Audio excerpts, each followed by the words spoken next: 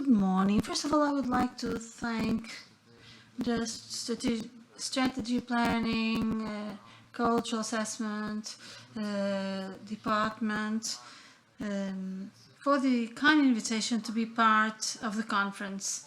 GPAC is, among other things, responsible for data collection, report preparation, study, and is in itself a case study of dedication to the cause and matters of culture. I am here most of all as a spokesperson for the conclusions of the seminar that took place this Tuesday, 2 days ago only.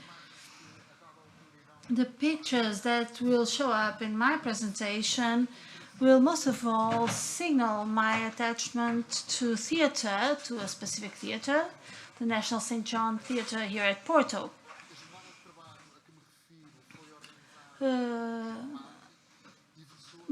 The work that I'm talking about had to do with the creative and productive work of art in a connection with the Sustainable Development Goals of the 2030 Agenda promoted by the UN. This seminar involved several bodies of the Ministry of Culture, but not only. It was also participated with universities, research institutes, municipalities, NGOs, and cultural associations, the national entities that participated in the Voices of Culture project promoted by the European Commission. And it's a pleasure to notice that all regions in the country were represented. 42 municipalities with representatives also from Brazil, Guinea-Bissau and Cape Verde. For those who have a slight idea only or know nothing about the 2030 Agenda and the SDGs, I should tell you that this agenda is the most ambitious and encompassing agenda ever produced by the states. This agenda was adopted in 2015 by the General Assembly of the UN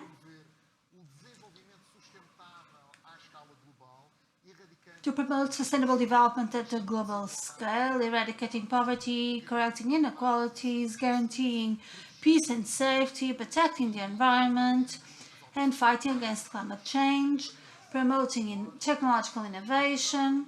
And Portugal was one of the 193 countries who pledged this 2030 agenda. The EU itself adopted this agenda, though sustainable development is at the heart of several European treaties. And this 2030 agenda was already described as the agenda of the people, by the people, for the people, paraphrasing the well-known formula of Lincoln. It's an approach on growth especially oriented to people and human dignity. And I believe popularity of an expression that became current and common during the pandemic crisis is originated here. The expression "leave no one behind." That is precisely one of the three categoric imperatives of the 2030 Agenda, which are inscribed here. There are, of course, some who are more cynical and see it as a window of good intent. The truth is that the 17 SDGs acquire and gain very eloquent and strong expression in the 167 indicators which establish a whole action horizon, allowing for the assessment and monitoring of how national and regional policies draw consequences from the 2030 Agenda and apply it. So we can say that this agenda is a kind of roadmap of the sustainable development, knowing that the 17 main roads, the so-called SDGs, are then divided into multiple itineraries covering the whole territory, the whole spectrum of sustainable development, interconnecting the 17 goals, which aren't tight and are interconnected with the several development indicators. We can also define this agenda as the roadmap of sustainable development for two other reasons. First, because this agenda strategically connects roads that had already been inaugurated and opened, like the Paris Agreement or the Quito Statement. And because this agenda is also a point of reference for the strategies and national action plans to be developed by the states. It was also very good to notice on Tuesday's seminar that some institutions are already adopting and assimilating this agenda, using its indicators and goals as guidelines and planning orientations for their action. This agenda is also considerably important for the whole United Nations system, including their specialized agendas like that of UNESCO, the agency vocated for education, science and culture.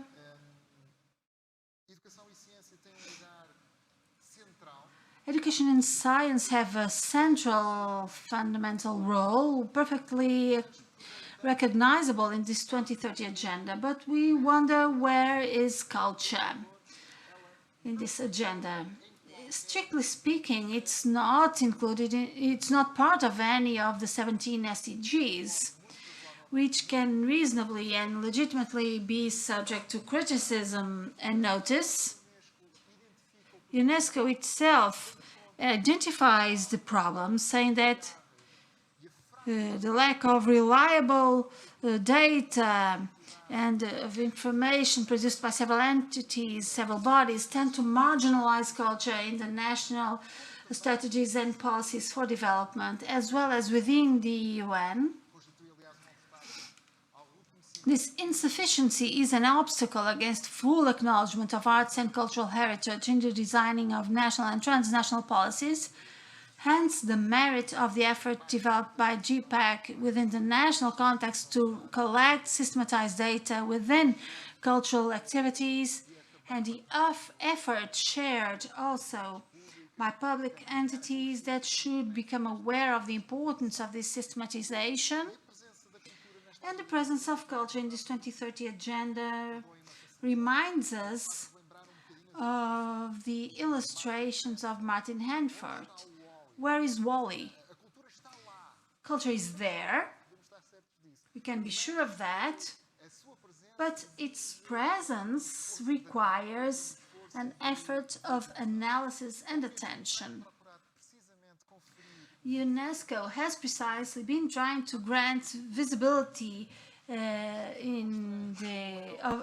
culture in the 2030 agenda, showing that how, though not being in itself a goal, an SDG, it can contribute transversely to several of those, namely, for example, Goal 4, on quality education and the creation of lifelong learning opportunities. Goal 8 on the promotion of sustainable economic development and dignified work. Goal 10 on the reduction of inequalities within each country and amongst countries. And Goal 11 for the development of more sustainable cities and communities that should be more resilient and inclusive. We could have quality education with arts. It's unthinkable. Imagining a sustainable, resilient and inclusive community without a cultural concern worthy of such name would be imagining a scary utopia. So we could say that the presence of culture in the 2030 agenda is molecular and root-like. It happens at a microphysical level, it's not immediately seen, and it's rooted because it's not uniform. It expands in an acentric swift and dynamic manner, being able to progress more within the scope of one goal than of the other. For that reason, UNESCO has defined 22 thematic indicators for culture in the 2030 Agenda, which are grouped into 4 main areas. As you can see on the screen: environment and resilience, prosperity and livelihood, knowledge and skills, inclusion and participation. These 4 areas were precisely on the basis of the way we organized last Tuesday's seminar, and were on the basis of the organization of 8 work groups, 2 of which dedicated to each thematic area. Each work group started by sharing an inspirational case, followed by an expirational debate, exchange of ideas, experiences, intuitions, questions. And my position here is somewhat difficult, because by sharing the conclusions of these work groups drawn by the specific context is like the person that goes into Alibaba's cave and only brings out of it a few coins. The specific cases that inspired the thoughts, the artist's intuitions, the direct experiences of the teachers, of the technicians of the municipalities are frequently more eloquent and persuasive than just mentioning general principles, and I'm sure most of you agree with me. A significant part of the conclusions is actually common to the several work groups. When I was presented the data by JPAC's team, it was obvious that many work groups reached common conclusions. Things like the transformative power of culture and arts, their role in the development of full citizenship, the education of critical thinking, the development of human values such as democratic tolerance, but also some political and institutional aspects, like the need to develop intersectoral thinking and interministerial thinking when talking about culture and arts. Interestingly enough, when reading the documents that the team sent me, it is clear that the discussion amongst each work group benefited from a kind of overlapping, overflowing. This thinking led us to treat one or the other or several, which confirms the idea that it's not possible to go deeper into the participation of culture without necessarily showing it in the fields of education and knowledge, for example. Similarly, it doesn't make sense to think about the role of culture regarding the environmental problems, segregating and isolating it from the matters related to education or livelihood conditions. So this in itself makes up an important conclusion of the seminar. The commitment of culture with the 2030 Agenda and its SDGs should be integral and organic, rather than partial and segmented. Regarding the work groups dedicated to the role of culture in these times of circular economy and environmental preservation, it's fair to bring to mind 2 principles. One which is pedagogical and another one that is more interventive. The role of culture in awareness raising for population and communities to environmental topics, and the assumption of mentality transformation. And the second principle, the idea that the promotion through art projects and cultural projects for the reuse of matter and valuing of local memory and traditional know-how is important, recovering old and environmentally sustainable practices. It seems clear today that traditional knowledge is an important capital in terms of food safety and sustainable agriculture. The two work groups that were dedicated to discussing the role of culture for the promotion of livelihood, social cohesion, and economic prosperity highlighted the capacity for cultural and material and immaterial heritage to consolidate a common territory, a kind of a common playground for common invention, and to strengthen the feelings of belonging. So cohesion without culture and without heritage and arts would be an abstraction, an ineffective abstraction. These groups also systematize the capacity for culture and arts to generate new jobs, new products, new business.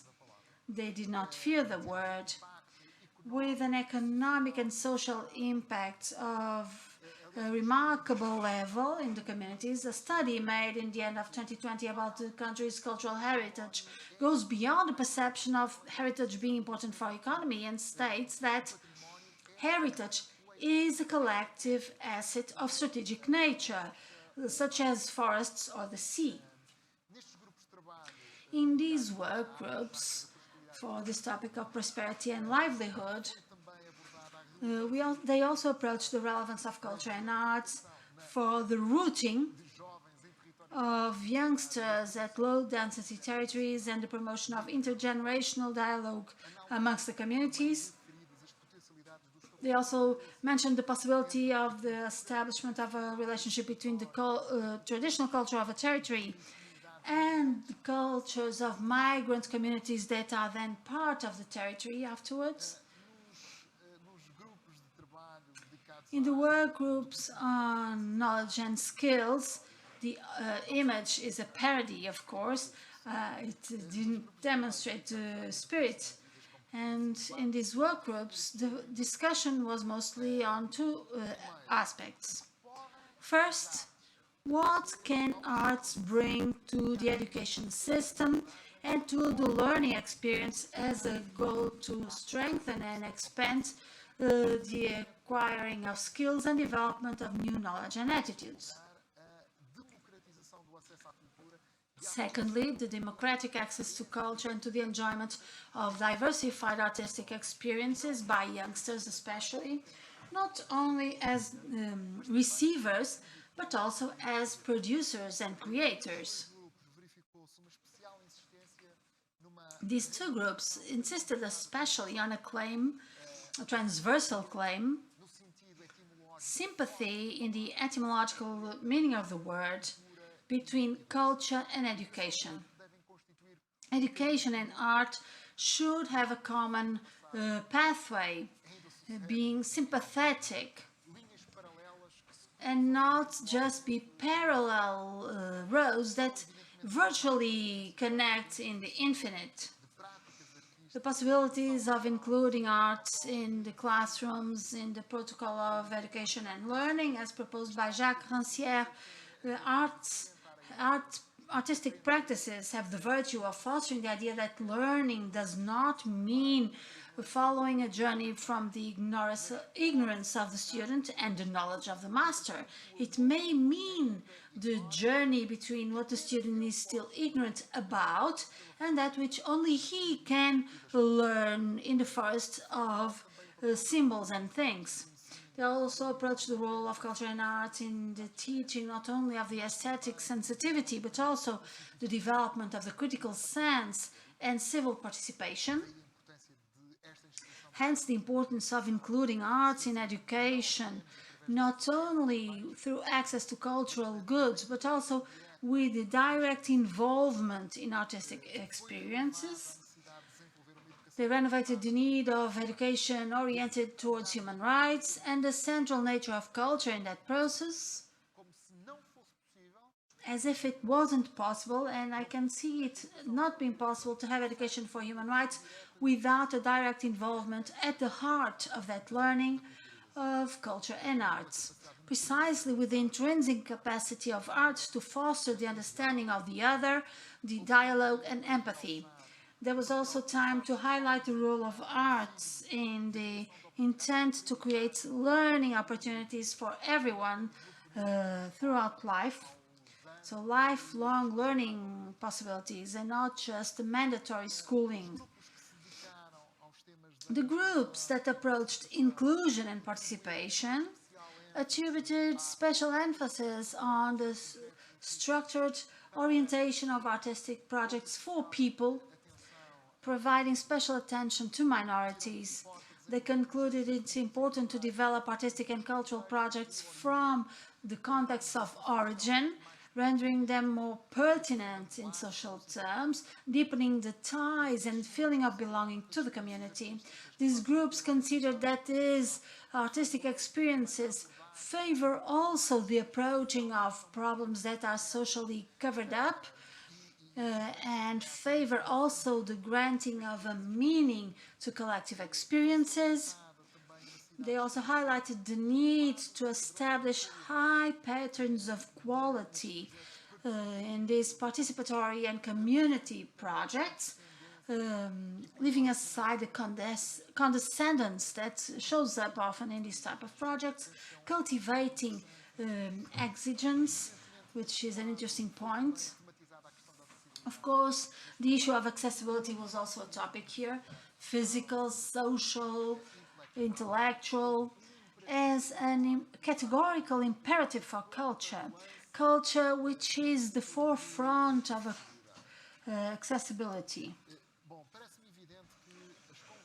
It seems obvious to me that the conclusions of these work groups, at least those that I co-opted between those generated on Tuesday afternoon, are not necessarily unknown or revelations, or it wouldn't be expected to be so, given what is being proposed frequently by artists, educators, cultural mediators, makers, leaders, programmers. These conclusions rather reveal two things. First, they reveal a consistent understanding, a robust understanding of the guidelines presented by the 2030 Agenda and the place of culture in the Sustainable Development Pact. This understanding is very clear and consistent. Secondly, these conclusions show also a shared vision that can generate and also sustain the serious commitment with sustainable development through culture. By stating these conclusions in bulk, I get the feeling that they seem to suggest an unlimited power of arts and culture to ensure sustainable development and solve several hard problems that characterize the contemporary world in terms of education, social cohesion, climate change, well-being, welfare and health, livelihood. This confidence and trust would correspond to a somewhat narrow-minded optimism or an shepherdly ingenuity. And so it was good to listen yesterday on a session dedicated to culture and mental health, to listen to the statement that art does not heal or does not cure, or the promotional video of the National Plan of Arts that art is nothing, expects everything, and can. And I'm not saying this as a deflation, quite the opposite. I think that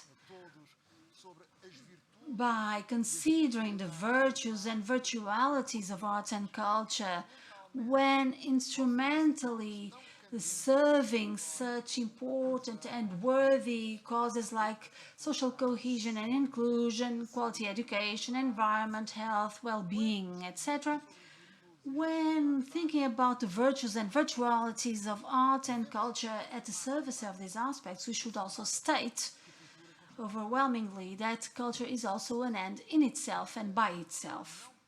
Culture actually does not need an exogenous purpose that would justify it or that would grant it legitimacy in the attention we dedicate or the investment made in it. while we find in culture and arts powerful tools, and this is one of the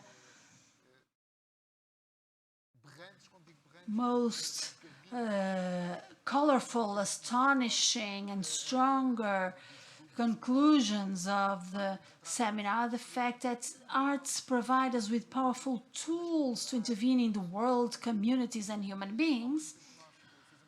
While doing so, we should also recall, without fear, the intrinsic uselessness of art.